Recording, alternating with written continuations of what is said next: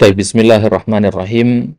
Kita lanjutkan kembali ya ikhwah, pembahasan kita masih seputar tafsir ayatil ahkam, hal-hal yang perlu diketahui sebelum kita mulai menafsirkan ayat al-ahkam.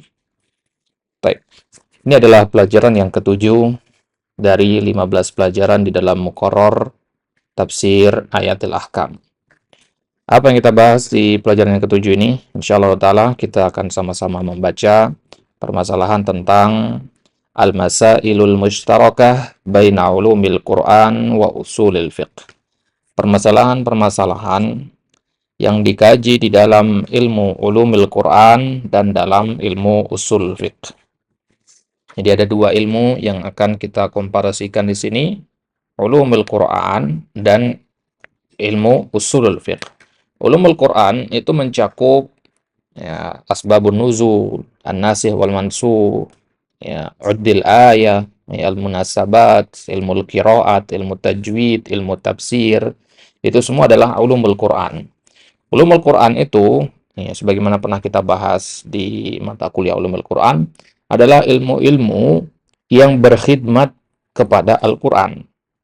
Ya, ibaratnya dia adalah ilmu-ilmu yang digunakan untuk mengkaji Al-Quran dari berbagai macam sisi. Ada yang menafsirkan mengkaji Al-Quran dari sisi asbabun nuzulnya, ada yang mengkaji dari muhkam mutasyabihnya, ada yang mengkaji dari sisi apa namanya maudhu suratnya, dari sisi nasih mansukhnya dan seterusnya.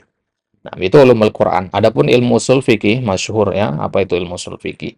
Nah, permasalahan-permasalahan dalam ulumul Quran itu ada yang sama juga di dalam ilmu usul fikih. Ya, kenapa kita harus tahu masalah ini? Kenapa ini dijadikan pembahasan di sini? Ya, tujuannya adalah agar ketika nanti kita belajar usulul fiqh, apalagi di semester ini kan berbarengan kita belajar dengan usul fikih juga, maka antum bisa cari penjelasan lebih lengkapnya di situ nanti. Ya, ya di ulumil Quran paling dibahas secara ringkas atau kalaupun melebar dari sudut pandang tafsir gitu. Ya, jadi misalkan ya kita ambil contoh nasikh wal mansukh di dalam Al-Qur'an. Nasikh wal mansukh ini pembahasan ulumil Quran juga pembahasan usul fikih. Tapi kalau dari ulumil Quran, nasikh wal mansukh itu disorot dari sisi bagaimana kaitannya dengan Al-Quran itu sendiri. Nah, kalau dalam ilmu usul fikih, ya nasikh mansukh itu disorot dari sisi tarjihnya. Ya, bagaimana kita merojihkan kalau ada khilaf antara ayat ini dengan ayat ini, hadis ini dan hadis ini, yang mana yang nasikh, yang mana yang mansukh gitu. Apa pentingnya kita mengetahui nasikh dan mansukh, ya, kemudian apa pengaruhnya dalam penyimpulan sebuah hukum gitu. Apakah ada pengaruhnya nasikh mansukh itu dalam masalah istidlal, dalam masalah istinbat dan sebagainya. Nah, ya, itu kalau dalam ilmu ushul fiqh, jadi lebih luas dia. Baik. Ya. Lihat di sini al-muhtawa ar-ra'is al-masailul mushtarakatu baina ulumil Qur'an wa usulil fiqhi. Nah, di situ ada catatan kaki. Ya, pembahasannya antum bisa buka di kitab Al-Wahbi, ya, Al-Masail Musytarakah Bain Ulumil Quran wa Ushul Fiqh wa Atharuha fit Tafsir lil Wahbi. Ya, di situ beliau menyebutkan ada 61 permasalahan di antara ya dua ilmu ini yang sama-sama dibahas. Nah, di sini ya penulis penyusun muqarrar ini mengambil beberapa saja dari kitab tersebut. Dari 61 permasalahan itu diambil beberapa saja. Ya, permasalahan paling inti saja. Baik. Yang pertama adalah an-nasikh wal mansukh. Nasikh wal mansukh ini ada dalam ulumul Quran, ada dalam usul fikih. Jadi nanti antum akan bisa membedakan dengan jelas mana yang corak fikih sama mana yang corak ulumul Quran. Nah, ya. Di pembahasan nasikh wal mansukh ini babnya ya, bab nasikh wal mansukh. Di bawahnya ada fasal. Ya, pasal tentang hukum an-nasikh fi syariatina. Apa hukum nasikh dalam syariat kita itu? Ya, di ulumul Quran ada pembahasan itu, di usul fikih juga ada. Kemudian yang kedua nanti ada pasal tentang aqsamun nasikh bi'tibaril badal wa adamihi. Berdasarkan pengganti, ada apa tidak penggantinya. Ya, ada yang dihapus tanpa pengganti, ada yang dihapus kemudian dikasih penggantian. Nah, ini ya juga ada pembahasannya dalam usul fikih. Kemudian yang ketiga, hukmun nasil akhbar. Apa hukum menasakh yang berbentuk khabar? Nah, ya. Perintah itu lawan dari khabar. Nah, hukum menasakh khabar. Ya, boleh apa tidak dan sebagainya. Nah, itu ada pembahasannya di dalam dua ilmu ini. Taib. Kemudian bab yang kedua, pembahasan tentang al-muhkam wal mutasyabih. Ya, bab ini juga ada dalam ilmu ushul fikih. Ya, di antara subbabnya di situ pembahasan hal fil Quran ma la ya'lamuhu illallah. Apakah ada di dalam Al-Quran itu sesuatu yang tidak diketahui ilmunya kecuali oleh Allah saja? Ya, mastaksarahu, ya, fi nafsihi istilahnya. Kemudian yang kedua, hal ayatus sifat minal mutasyabih. Apakah ayat-ayat tentang sifat Allah itu termasuk dari ayat-ayat mutasyabihat? Ya, misalkan kul hal yastawa tsumma stawa halal arsh. Nah, ini apakah masuk ke dalam ayat mutasyabih sifat-sifat Allah begini? Nah, itu dibahas dalam ilmu ushul fikih juga ilmu ulumul Quran. Dan yang ketiga, halil huruful muqatta'ah minal mutasyabih. Bagaimana huruf-huruf muqatta'ah? Huruf-huruf muqatta'ah itu alif lam mim, ta sin mim, kaf ha ya ain sin qaf. Ya, itu ya apakah ini masuk ke dalam bagian dari ayat mutasyabih apa bukan? Nah, itu ada dalam ulumul Quran dan usul fikih. Kemudian yang ketiga, al-haqiqah wal majaz. Ini kalau dalam usul fikih masuk ke dilalatul alfaz. Membahas tentang lafaz. Nah, dalam ulumul Quran juga dalam pembahasan bab tersendiri nanti membahas tentang al-haqiqah wal majaz. Kemudian di dalam bab ini ada subbab turuk ma'rifatil haqiqah wal majaz. Metode mengetahui mana yang ayat yang harus kita bawa kepada makna hakiki dan mana yang harus kita bawa kepada makna majazinya. Dan yang kedua, aqsamul majaz. Jenis-jenis majaz. Nah, jenis-jenis majaz ini bahkan dalam ilmu lughah juga ada. Ya, majaz mursal dan sebagainya itu kan ada dalam ilmu lughah.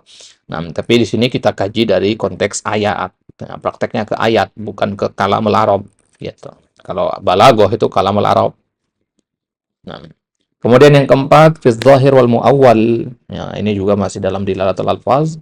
Al-farqu baina ta'wil wa tafsir. Apa itu ta'wil dan apa itu tafsir? Letak perbedaannya di mana? Hal at-ta'wil huwa at-tafsir. Nah, kalau memang begitu, kalau bukan begitu bagaimana perbedaannya dan seterusnya. Nah, ini juga ada dalam pembahasan dua ilmu ini. Kemudian fil mujmal wal mubayyan, ya, nanti di situ ada subbabnya tentang asbabul ijmal dan ada juga pembahasan anwa'ul qara'in al-mubayyinah lil ijmal. Jenis-jenis qarinah, jenis-jenis faktor luar yang menjelaskan, yang memubayyankan sesuatu yang mujmal. Mubayyinah itu maksudnya memubayyankan sesuatu yang mujmal. Gitu. Jadi sesuatu yang mujmal berubah menjadi mubayyan ya, dengan sebuah qarinah. Dan qarinah-qarinah itu apa saja? Dikelompokkan yang bagaimana? Nah, itu dia pembahasannya. Kemudian yang keenam, fil ami wal khas. Ya, ini masih dalam dilalatul alfaz. Ya, kapan sebuah ayat dihukumi bermakna umum, kapan dihukumi bermakna khusus. Nah, ya, jadi kita harus tahu nanti subbabnya di situ siyagul umum al-lafzi. Siyagah keumuman sebuah lafaz. Ya. Kapan konteks kalimat itu dikatakan siyagah umum, konteks kalimat umum, kapan dikatakan konteks kalimat khusus. Ya, ketika Allah katakan, ya, man amila amalan, barang siapa yang beramal dengan sebuah amalan. Nah, di sini ya, barang siapa di situ mencakup muslim saja atau orang kafir juga, ya, mukmin saja atau muslim juga dan seterusnya. Ya.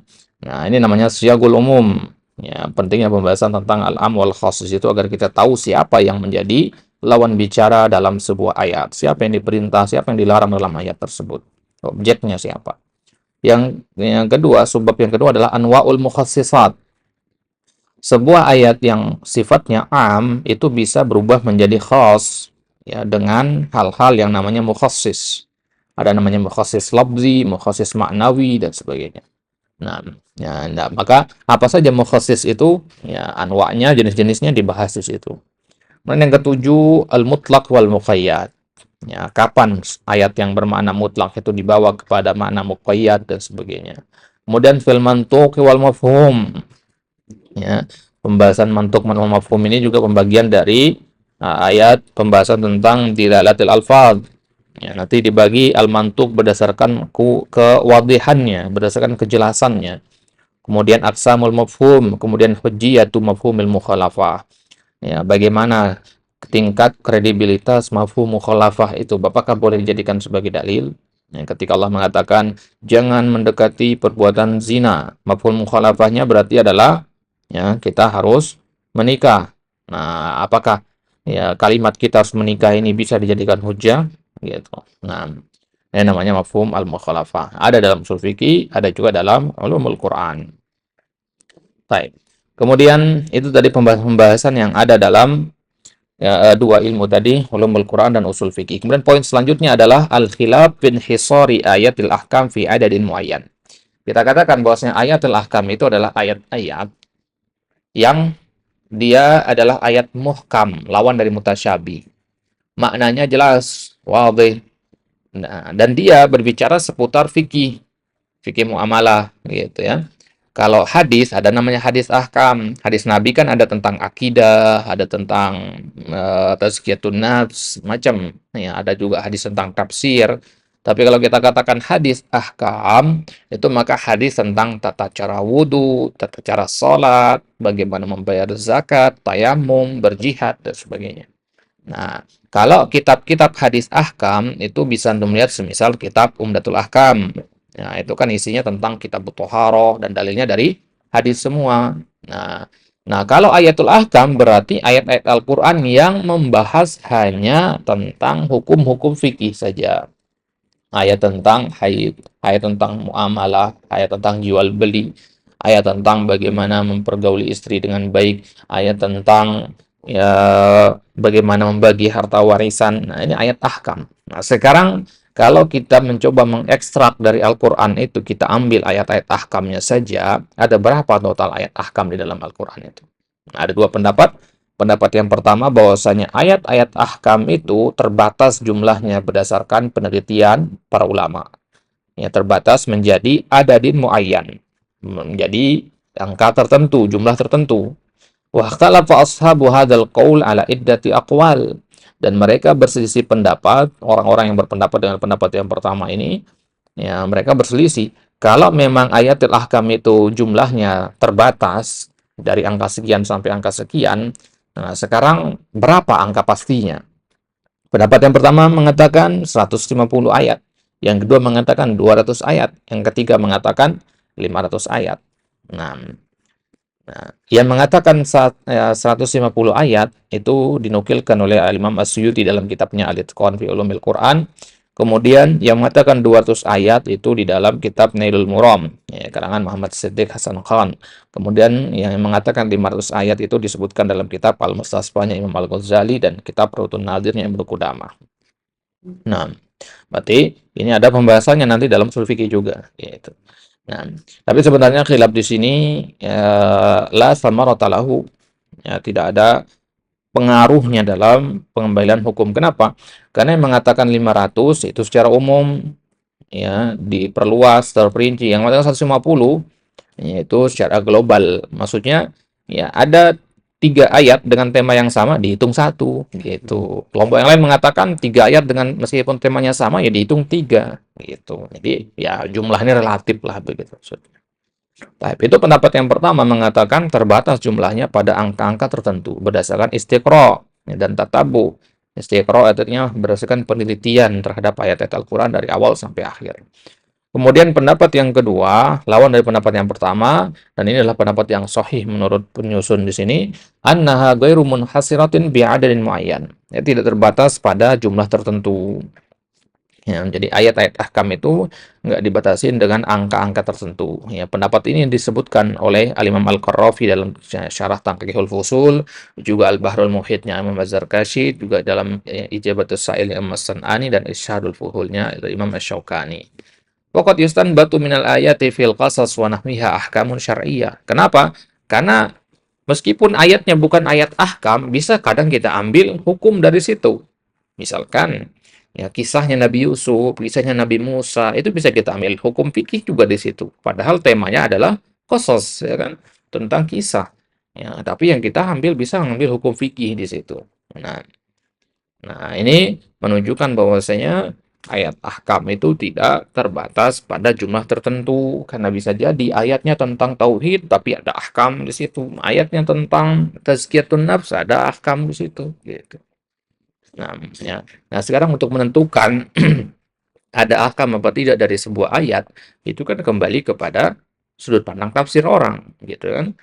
Nah, makanya sangat relatif sekali. Baik. Kemudian di situ al-mulakhas Anda bisa baca sendiri nanti, ya.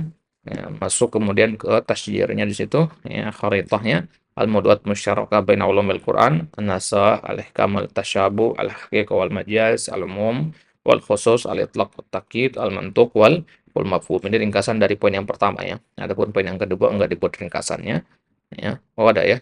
Oh, di halaman selanjutnya. Al-khilafi ada di ayatil ahkam. Nah, ada dua pendapat, ada yang mengatakan jumlahnya terbatas, ada yang mengatakan tidak terbatas. Yang mengatakan dia jumlahnya terbatas itu terbagi tiga pendapat, 500, 200, dan 150. Baik, itu dia ya, akhir dari dars as-sadi. Insyaallah ta'ala di pertemuan selanjutnya kita ambil dars samin, pelajaran yang ke-8 tentang metode dilalatil Quran alal ahkam. Bagaimana ya sebuah ayat Al-Qur'an itu menunjukkan kepada sebuah hukum, ya. Ayat Al-Qur'an, kita ngomongnya ayat ahkam ya. Ya, dari mana kita mengatakan ayat ini adalah ayat ahkam? Ya, kemudian poin yang kedua nanti kita akan bahas tentang atharul qiraat fil khilaf bainal fuqaha. Ya, qiraat Al-Qur'an itu kan ada 10 macam, ya, qiraat asyarah itu. Nah, apakah perbedaan qiraat itu akan mempengaruhi perbedaan hukum fikih yang diambil dari ayat tersebut? Jawabannya na'am. Ya, tapi apa contoh-contohnya dan bagaimana pendapat para ulama dalam masalah itu? Insyaallah taala akan kita bahas di pertemuan selanjutnya. Wallahu taala a'la wa a'lam.